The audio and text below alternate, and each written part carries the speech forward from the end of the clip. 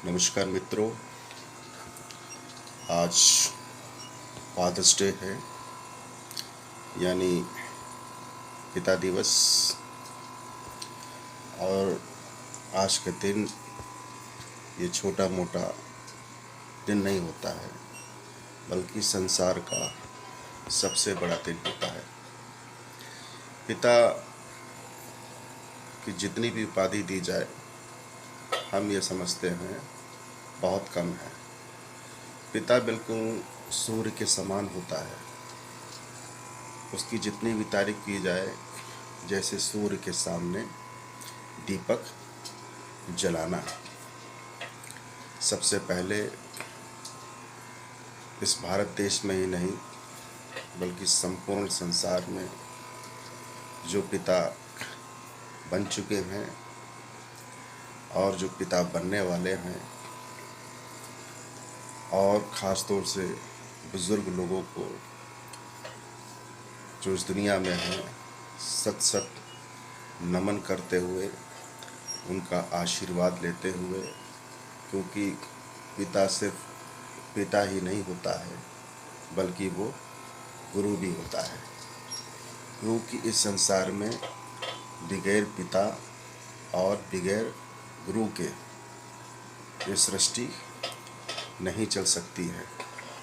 इसलिए पिता के बारे में कुछ भी कहा जाए, हम ये समझते हैं ये अतिशयोक्ति ही होगा। आज के समय में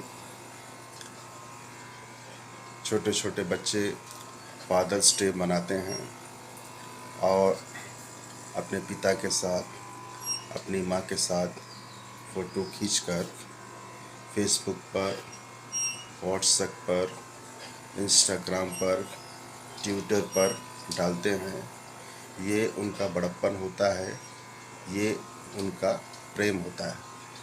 क्योंकि जो भी पुत्र होता है या पुत्री होती है, ख़ास तौर से पुत्र, वो अपने पिता का ज़ेरॉक्स कॉपी होता है।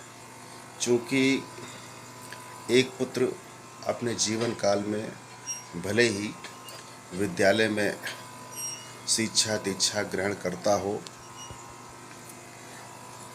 किताबी ज्ञान लेता हो, अपने गुरुओं से भी बहुत सी शिक्षा दीक्षा लेता है और घटनाक्रम की पाठशाला में बहुत कुछ सीखता है, मगर हम ये दावे के साथ कह सकते हैं एक छोटा सा बालक या बालिका, यानी कि पुत्र, जो वो अपने पिता की कार्यशैली से, उनके व्यवहार से, उनके चरित्र से सीखता है, हम ये समझते हैं जीवन पर्यंत वो पुत्र या पुत्री उसे फॉलो अप अपने जीवन में करते हैं। अब वर्तमान समय के बारे में हम ये कहना चाहेंगे कि हर पुत्र तो ऐसा नहीं करता है, किंतु एक पिता 5 पुत्र और 3 पुत्रियों को बड़ी आसानी से पाल पोस कर बड़ा करता है। जवानी से लेकर बुढ़ापे तक वो अपने बच्चों को कभी एहसास ही नहीं होने देता है कि उसकी कमाई कितनी है, या उसकी कमाई का ज़रिया क्या है, या वो किस धूप में, किस कष्ट में, किस तरीके से अपने परिवार का पालन पोषण करता है, अपने बच्चों का पालन पोषण करता है, और ख़ास तौर से रिश्तेदारी में जितने लोग होते हैं उनको भी वो खुशहाल पूर्वक रखता है। किंतु यदा कदा देखने में आता है बच्चे बचपन से लेकर जवानी तक, जवानी से लेके बुढ़ापे की ओर तो नहीं पहुंच पाते हैं, किंतु वो अपने माता पिता के एहसानों को भूलने लगते हैं। आखिर इसके पीछे क्या कारण हो सकता है? हम ये समझते हैं इसके पीछे सबके लिए एक जैसा कारण नहीं हो सकता है, किंतु संस्कार का कारण माना जा सकता है। यदि कोई पिता जब अपने पिता की सेवा करता है, ख़ास तौर से कोई भी पोता पोती जब अपने पिता को अपने पिता की सेवा करते हुए देख लेता है, समझ लेता है, तो उसे अपने मानवीय जीवन में एक प्राकृतिक स्तर पर बहुत बड़ा संदेश जाता है कि उसे अपने माता पिता के लिए जब वो बुज़ुर्ग हो जाते हैं तो उन्हें क्या करना चाहिए। व्यक्तिगत तौर पे हमारे जीवन में भी हमारे माता पिता का बहुत बड़ा रोल रहा है। उनसे हमने बहुत कुछ सीखा है। ख़ास तौर से हमने उनसे ईमानदारी सीखी है, मेहनत करना सीखा है, और हमारे जीवन में गुरु का भी बहुत बड़ा रोल रहा है। गुरु कोई भी हो सकता है। मनुष्य घटनाक्रम की पाठशाला में ये ज़रूरी नहीं है कि कोई आपसे उम्र में बड़ा है तो वही आपका गुरु हो, किंतु 90% यह कटु सत्य है कि गुरु आपसे उम्र में बड़ा होगा और तजुर्बेकार होगा, क्योंकि इस संसार में तजुर्बा बहुत बड़ी चीज़ होती है और कोई भी गुरु किसी की आसानी से गारंटी नहीं ले लेता है। पिता की तो मजबूरी होती है, क्योंकि वो उसकी संतान है, इसलिए हमेशा विश्वास करता है, किंतु जो गुरु होता है उसका विश्वास तो होता ही होता है, किंतु तजुर्बा बहुत बड़ी चीज़ होती है अपने शिष्य के लिए। अब अक्सर हम ये देखते हैं और ये पाते हैं कि एक पिता 5 पुत्रों को, 3 पुत्रियों को बड़ी आसानी से पाल पोस कर बड़ा करता है और उसकी शिक्षा दीक्षा देता है, किंतु 5 पुत्र और 3 पुत्रियां मिलकर भी एक माता पिता को अच्छी तरीके से उनकी सेवा या मदद नहीं कर पाते हैं।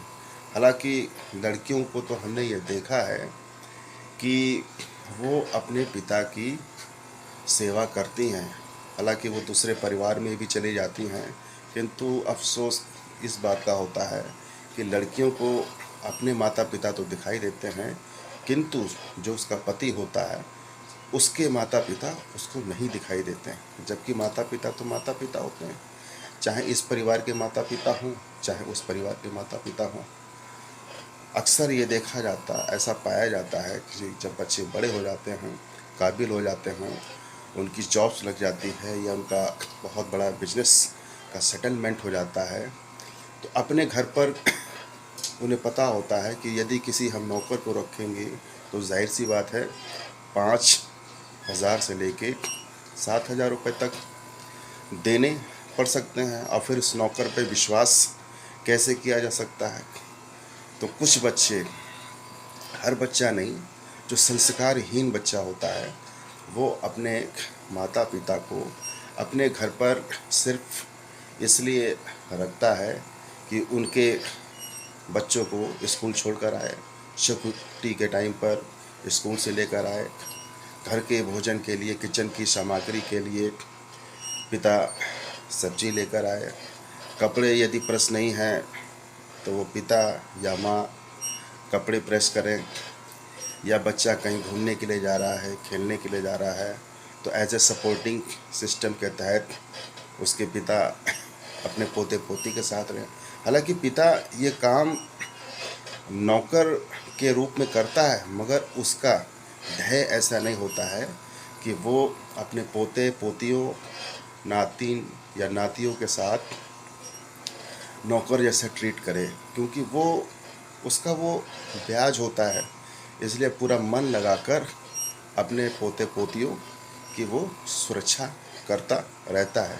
किंतु कहीं कहीं पर कुछ परिवार में, कुछ घर हमने ऐसे देखे हैं कि वो अपने पिता को या अपनी माँ को ऐसे नौकर की तरह ट्रीट करते हैं।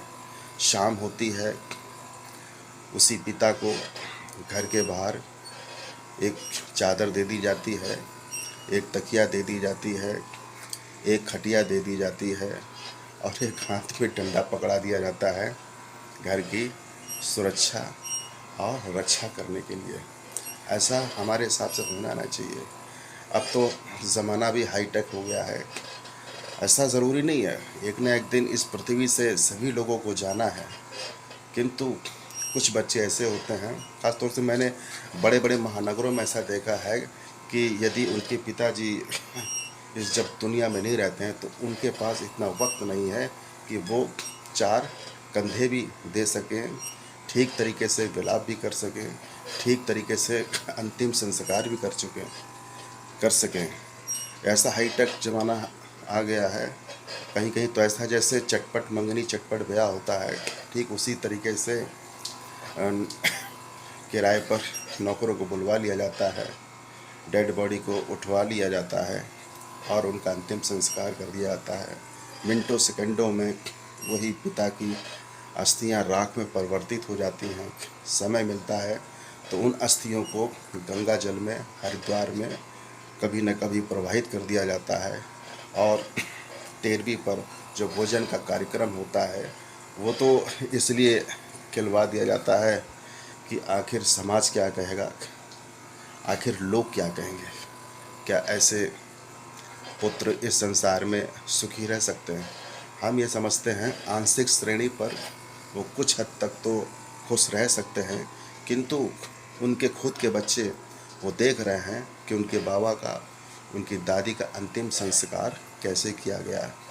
इस संसार में जिसकी जैसी करनी होती है उसको उसी प्रकार से फल भोगना होता है। इसलिए सही मायने में देखा जाए, अगर फादर्स डे मनाना है यानी पिता दिवस मनाना है तो पिता के त्याग और बलिदान को अच्छी तरीके से समझना होगा। क्योंकि जिस तरीके से आपने अपने पिता के साथ बुढ़ापे पे उनके साथ जो व्यवहार किया है, वैसा ही चरित्र, वैसा ही व्यवहार आपको अपनी संतानों के साथ भी देखने को मिल सकता है। इसलिए हम तो यही कहना चाहेंगे, सही मायने में फादर्स डे यानी पिता दिवस डे कैसे मनाया जाना चाहिए। क्योंकि उम्र 55 का होता है, दिल बचपन का होता है। उम्र 60 की हो जाए, 70 की हो जाए, 75 की हो जाए, वो जो व्यक्ति घर में बूढ़ा हो चुका है, बुज़ुर्ग हो चुका है, उसकी चलने फिरने की क्षमता कम हो चुकी है, वो कमज़ोर हो चुका है, लाचार हो चुका है, उसकी सोचने की क्षमता ऐसी हो गई कि बच्चों जैसी सोच रखने लगता है। आखिर उसमें क्या दोष है? माना कि हम आज की तारीख में अपने पिता को अपने कंधे पर नहीं बैठा सकते हैं, मगर पिता ने अपने कंधे पर बैठाल कर अपने सभी बच्चों के साथ किलकारियाँ और खुशहाल पूर्वक आपको खुशियाँ देने का प्रयास किया है। तो हमारा भी ये कर्तव्य बनता है कि अब जो हमारे माँ बाप हैं, बुज़ुर्ग हो गए हैं, हम उनकी छोटी छोटी ख्वाहिश को पूरा करें। छोटी छोटी जो उनकी ज़रूरतें होती हैं वो हम पूरा करें और अपने माता पिता को कभी एहसास नहीं होने दें कि वो जो उनके घर पर रह रहे हैं वो एक नौकर की तरह रह रहे हैं। सही माने में देखा जाए तो यही फादर्स डे मनाने का एक तरीका है। और अंत में हम यही कहना चाहेंगे कि पिता पिता होता है, उसकी आप जितनी भी जैसे भी सेवा करें, ऐसे मान के चलिए आपके परिवार में ही नहीं, इस संसार में पिता ईश्वर तुल्य होता है, ईश्वर के समकक्ष होता है, एक ईश्वरीय अवतार होता है। बस हम लोगों को इसलिए एहसास नहीं हो पाता है क्योंकि वो हमारे पिता होते हैं।